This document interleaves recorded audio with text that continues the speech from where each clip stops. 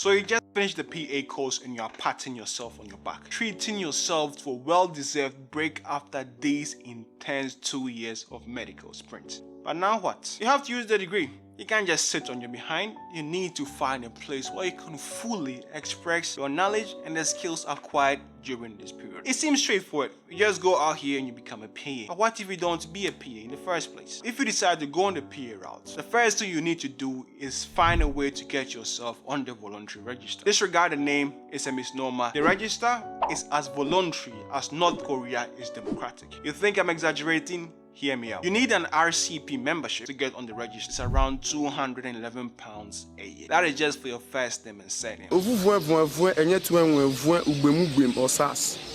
Pardon? Maybe you don't want to be on the list. That is cool. But you know the GMC will be using the names on this voluntary list to decide who is and who isn't a physician associate after regulation. So do what you want. But bro, this is called a checkmate. Plus, your employer will definitely ask you if you're on this register. And how are you planning to show your continuous professional development without being on this register? Did I tell you the diary in which you show this development coincidentally is behind this very paywall? £211 current going rate. Once you get this registration administration bit out of the way, we welcome you to the jungle. You can either go the route of primary care or you can go secondary care. The choice is yours. In primary care, you'll see acute and chronic conditions, and of course, if the practice in which you work has minor surgery or something of that sort, you can by all means explore it. But the scope for procedural skills is rather limited in primary care. In secondary care, however, this is a different case. Due to the generalist nature of our role, which allows us to work in any department we so choose, granted they want physician associates, and also taking advantage of that very non-rotational nature, you can be trained up in all manner of skills. And I'm not just talking about blood cultures, cannulas. No.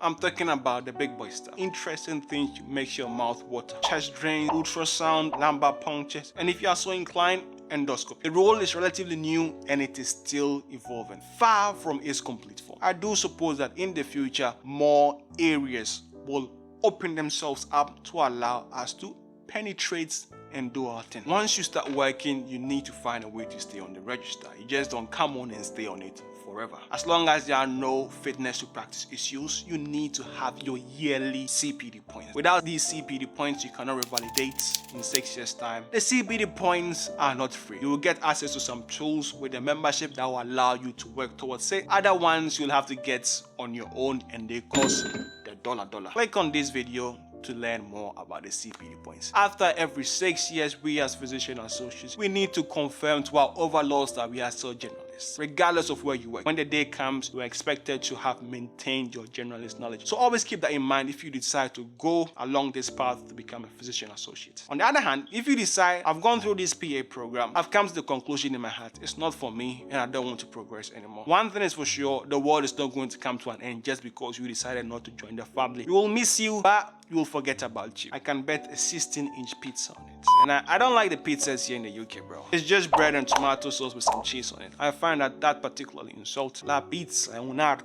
You could definitely decide to go and join the ranks of our bros by going to medical school. However, there is no guarantee you'll be accepted. Of course, you've had much more experience than any regular candidate would have given the nature of the course. Alternatively, you can take a leaf from the books of our dissatisfied bros who voted with their feet and depart abroad for greener pastures. Oh, I forgot. Outside the UK, our certificates mean effort. They mean nothing. Alright, so let's put medicine aside. This might work. We can leverage our STEM backgrounds and go into the industries in the private sector. Pharmacy, clinical informatics, medical advisors. I don't know, in these areas like medical advisors in startups, they tend to want doctors with a certain degree of experience. I don't know how a physician associate would fare in that environment. Or perhaps you can even go into software engineering if you are so inclined. Given the background that has led you to this position, you will definitely have to give your CV the needed polish and do some research into what these roles actually require and see how your transferable skills from the course can match up to these requirements. It's a cold world out here, so be prepared. You'll be competing with folks that have been gearing their whole life to these careers. Don't make any of these perceived obstacles stop you from making the switch. If that is what you really want, you can ask any miserable, broken